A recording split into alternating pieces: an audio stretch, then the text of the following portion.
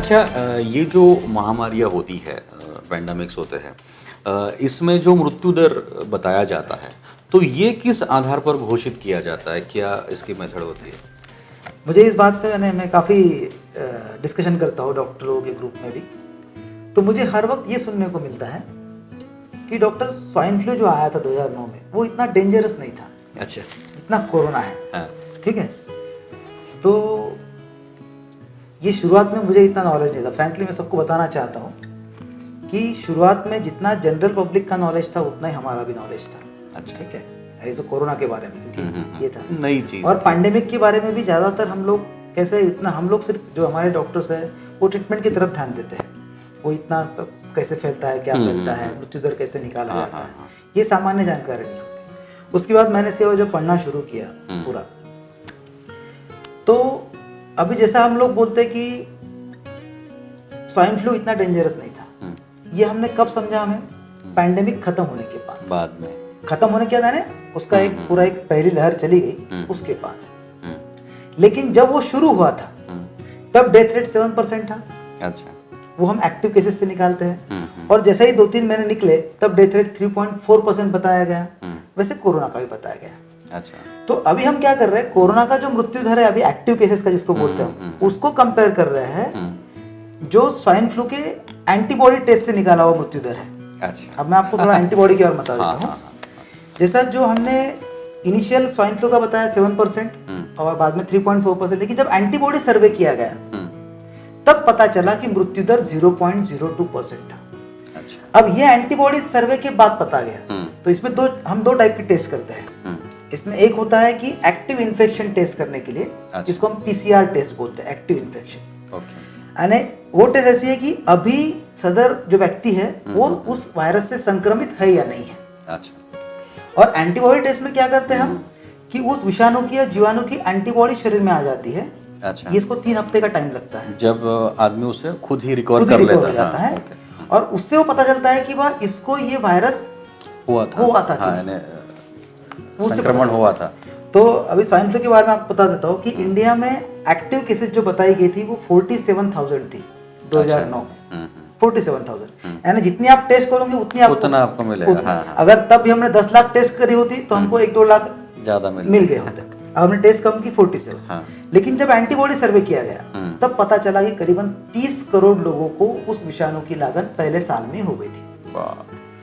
तो ये जो 0.02% जो मृत्यु दर निकाला है वो 30 करोड़ में से निकाला गया है। यानी जो पॉपुलेशन कितने लोगों को इन्फेक्ट किया था, उसमें से कितनी मौतें हुई। अच्छा। अब ये आंकड़ा बढ़ता क्यों है एंटीबॉडी सर्वे में? क्योंकि जैसा बहुत से लोगों को असिम्प्टोमेटिक, जैसे कोरोना में बहुत सारे लोगों को असिम्प्टोमेटिक लक्षण है, लक्षण ही नहीं आते, या बहुत से लोगों में कम लक्षण आते हैं, तो वो लोग हॉस्पिटल में जाते नहीं और डॉक्टर भी उनके वायरस टेस्ट करते नहीं है, तो ऑब्वियसली वो वैसे खुद ही रिकवर हो जाते हैं। तो ये आंकड़ा इतने करोड़ों में चले जाता है। अच्छा।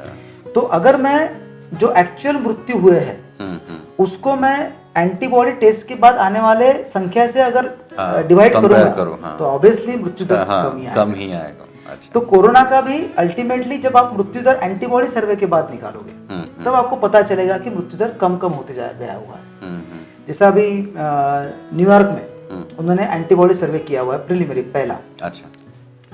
तो वहां उन्होंने बोल दिया है कि एंटीबॉडी सर्वे के बाद उन्हें पता चला है कि करीबन 19.9% population is already infected with the Covid.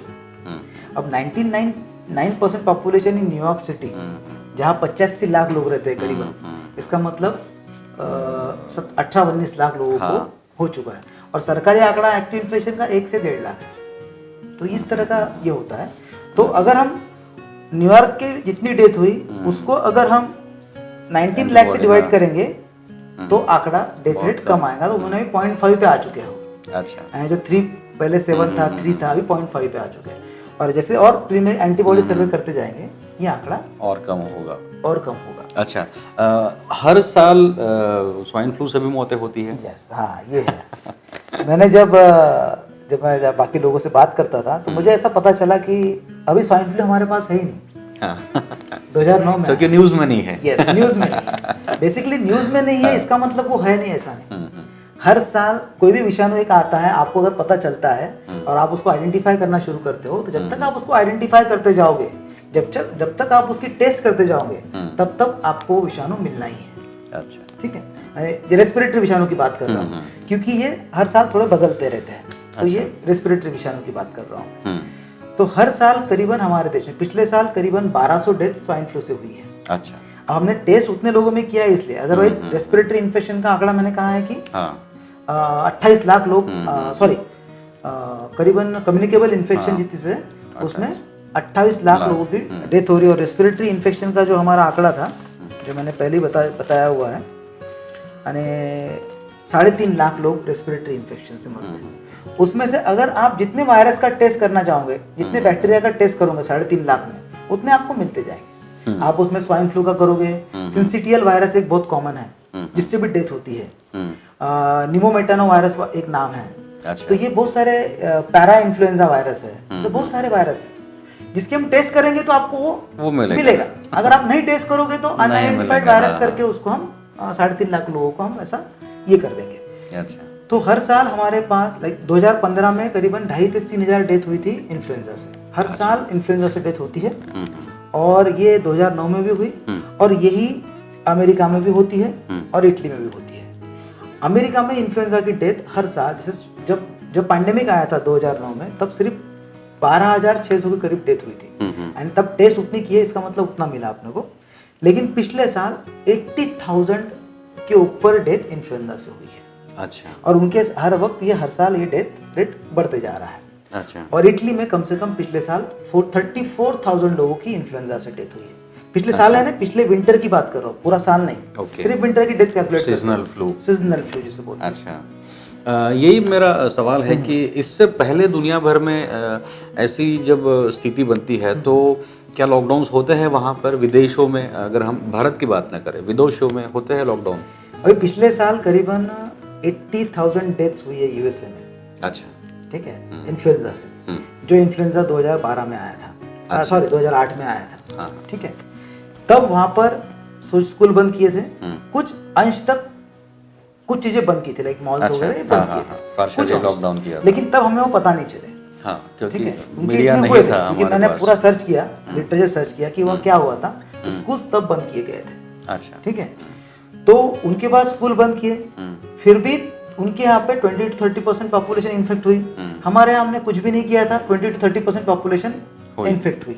अच्छा। तो जिन कंट्री ने स्ट्रिक्ट मेजर लिए तब भी वहां पर भी पॉपुलेशन उतनी इन्फेक्ट हुई है, जिनने नहीं लिए उतनी पॉपुलेशन इन्फेक्ट होती है वायरस। क्योंकि आपने अगर कुछ दिन बंद भी कर दिया, वायरस आप समझ लो कि नहीं फैल रहा होगा, जैसे आप खोलोगे फिर देखेगा वो वायरस फैलना ही है, उसे आप रोक नहीं सकते, वायरस का फैलाव हम रोक नहीं सकते। तो दोस्तों, मुझे यकीन है आपको इस जानकारी से निश्चित ही कुछ समाधान और एक अच्छी बात आपको पता चलने का आनंद भी आ रहा होगा।